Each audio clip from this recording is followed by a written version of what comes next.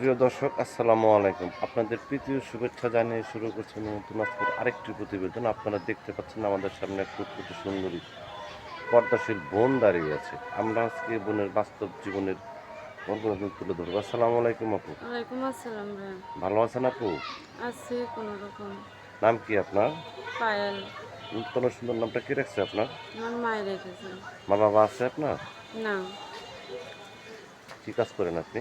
বাসা বাড়িতে কাজ করি। বাসা বাড়িতে কাজ করেন। হুম। ভাই বোন আছে আপনার? ছোট একটা ভাই আছে। বিয়ে শাদী হয়েছে আপনার?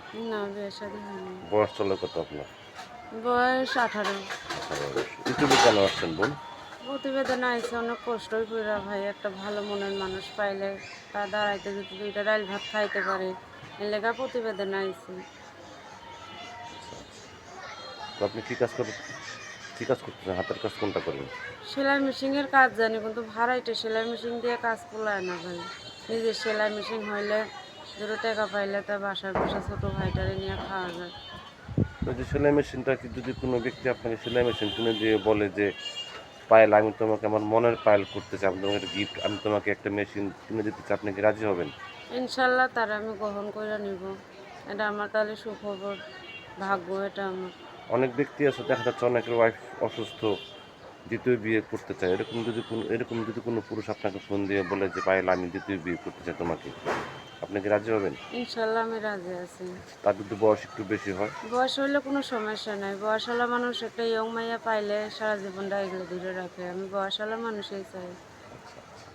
এখন আপনি কি ৫ ওয়াক্ত নামাজ কালাম পড়েন? হ্যাঁ, আলহামদুলিল্লাহ রোজা করি। রাখেন? রোজা আছি। আজকে রোজা আছেন? হুম।